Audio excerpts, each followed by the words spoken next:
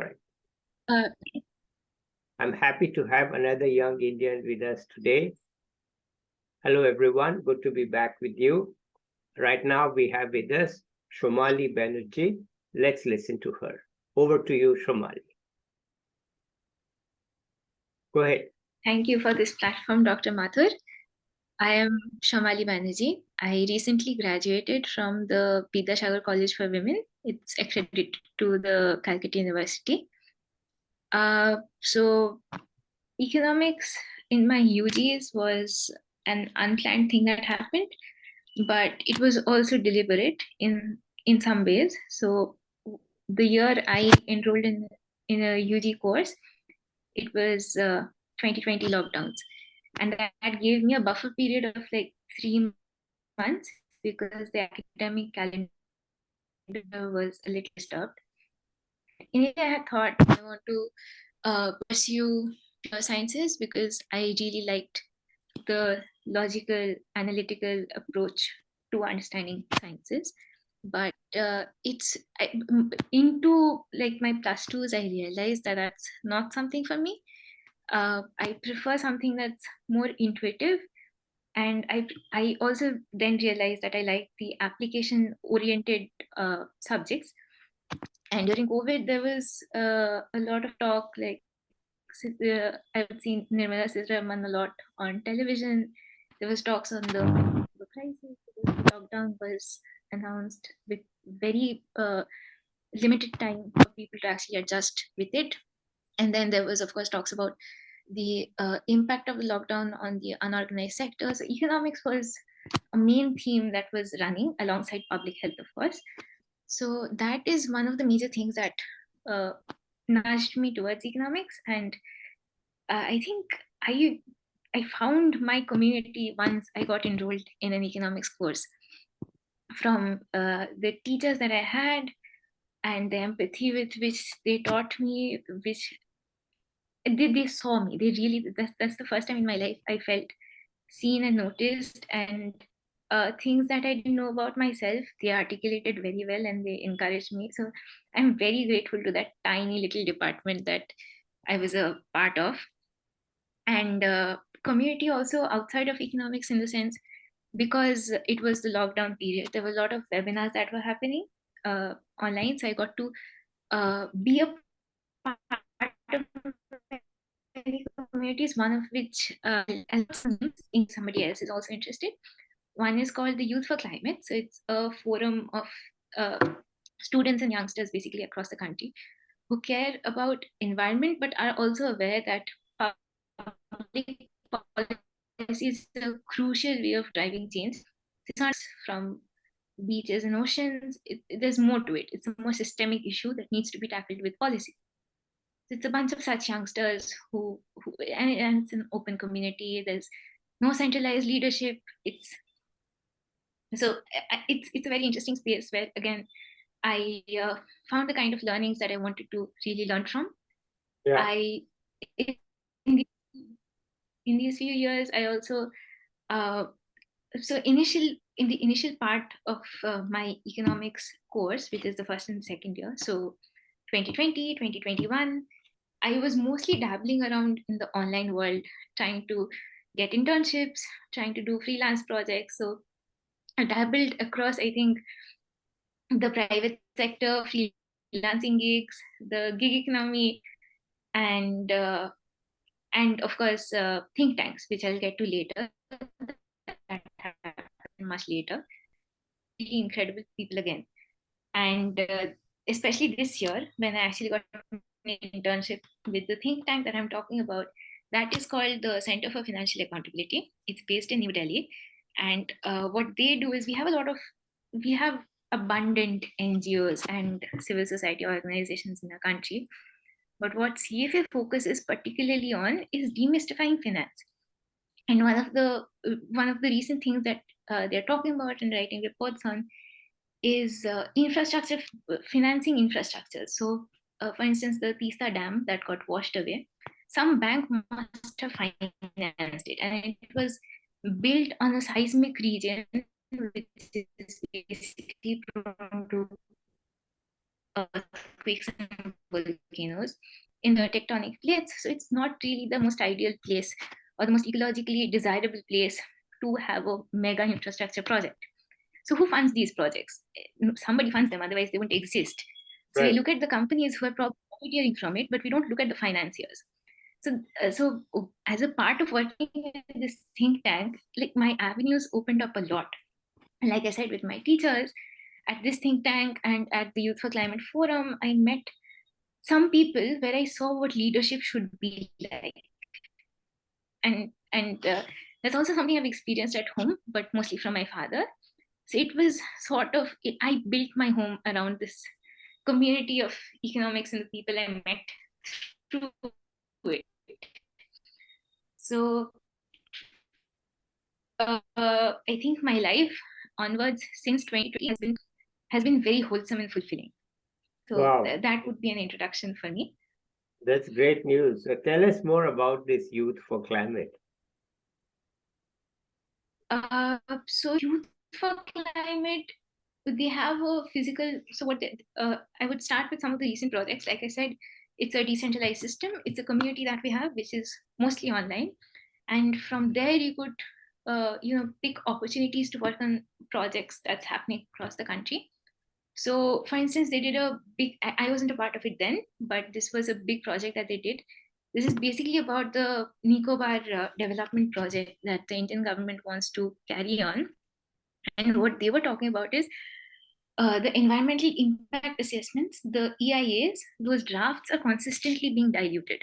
And so they wanted to push forth for more answers. So filing some RTIs, filing some public interest litigations, and trying to find out the root cause. There were a lot of, and this is where this also matters. Like this was a small group from Youth for Climate who was working with other organizations. So there's a lot of collaborations happening. One of the other organizations is called Kalpavriksha.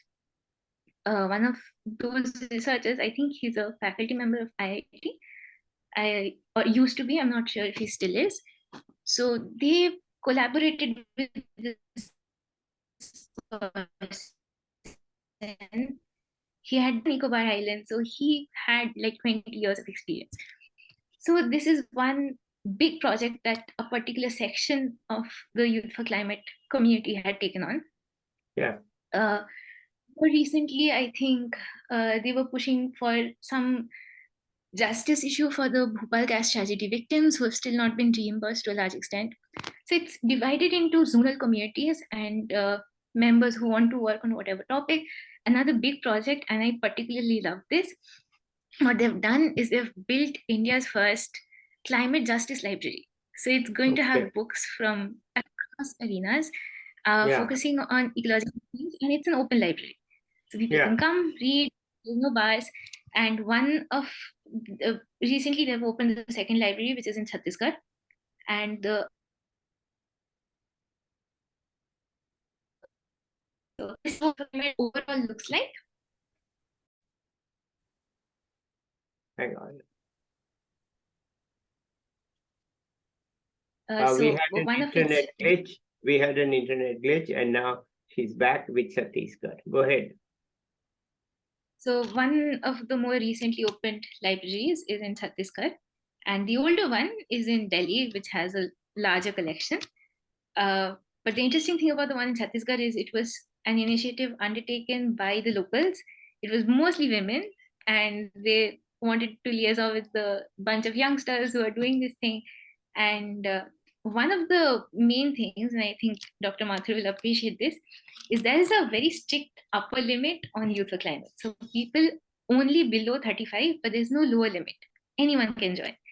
And the reason is that we want the voices of the youth to be heard without somebody saying we have more experience. So we'd like to, because it's a problem for the current generation. So yes, that's how it's mostly. There's also a website in case somebody is interested, they can go and definitely read on it. All right. And that's about Youth for Climate. Okay, so what's your future? My future, and again, I'll go back to one of my professors. I had this impression of academia being this rigorous, and I never really thought that I'd ever be capable of being an academic. And I think my because I was never a sincere student, I'm not disciplined in what I do. I like my approach to learning is I want horizontal growth at this point rather than a very vertical, in-depth understanding of one.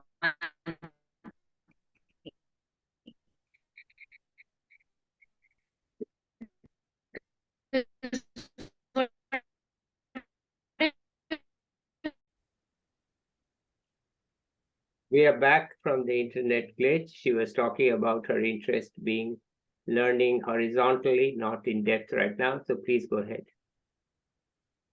And since that is one of my, that's typically how I like to learn things, I generally had an impression that academia is not for me because it's for serious workers who can, one paper is around one particular theme and one particular question that it has to address. And I don't think I have that maturity yet, but I would like to continue learning. And this is where my professor comes in. So her point of view was the complete opposite. She said, if you are working in research or in academia, since you would have a lot of different avenues which form your perceptions and your opinions, you would nonetheless be a valuable add. So don't disregard that as something you're not capable of. Definitely give it a try. And I did because I wanted to learn. So I think that encouraged me a lot.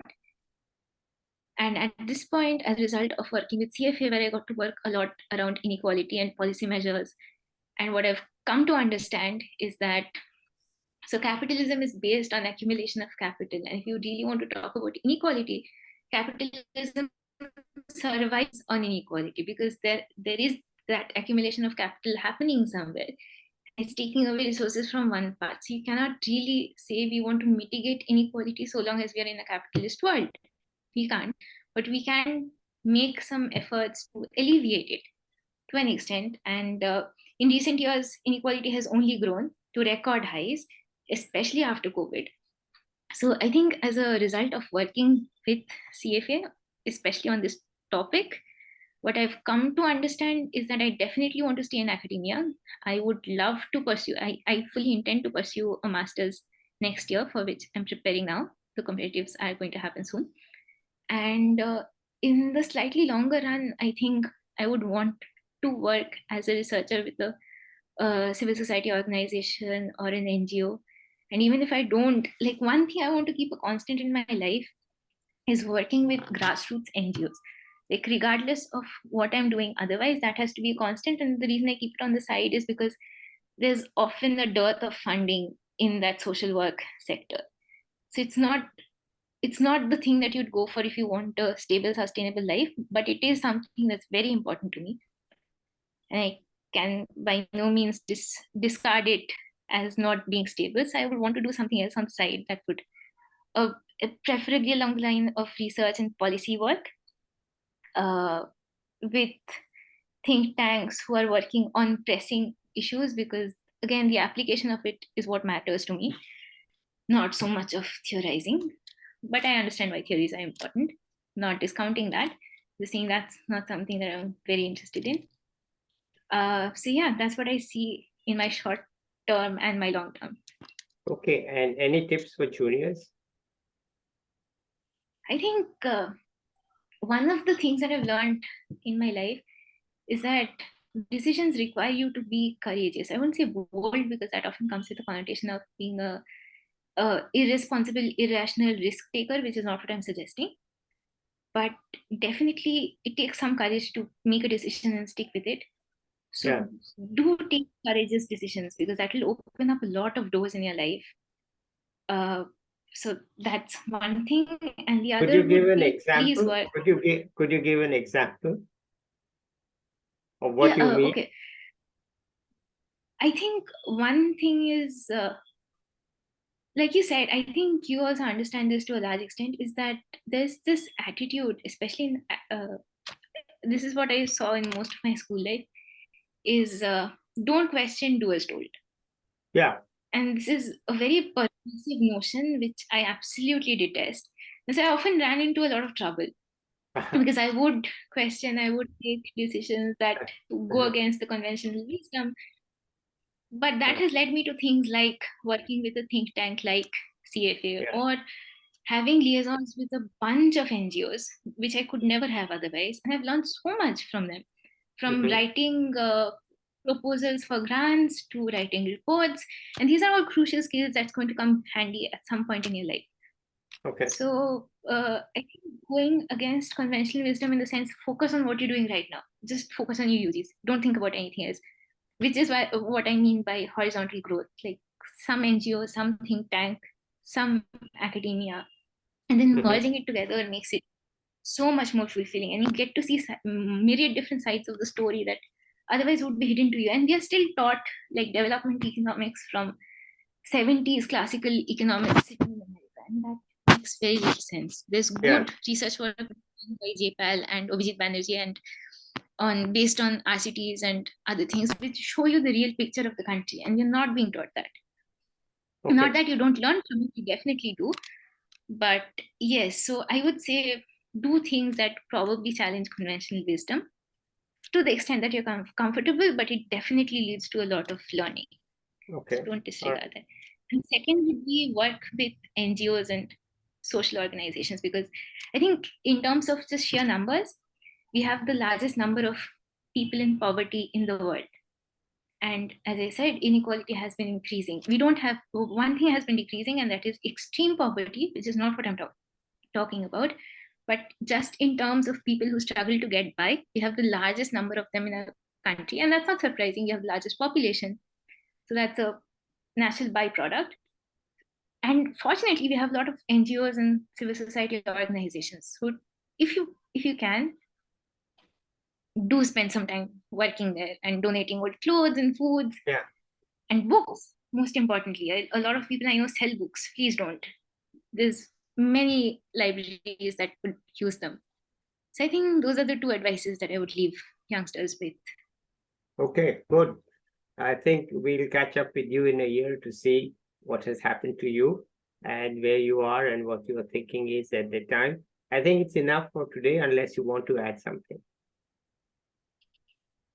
I do not think I have anything else to Okay, add. wonderful. All right, so let's say bye to the viewers. I'll be back with another young person or an expert soon. Bye till then.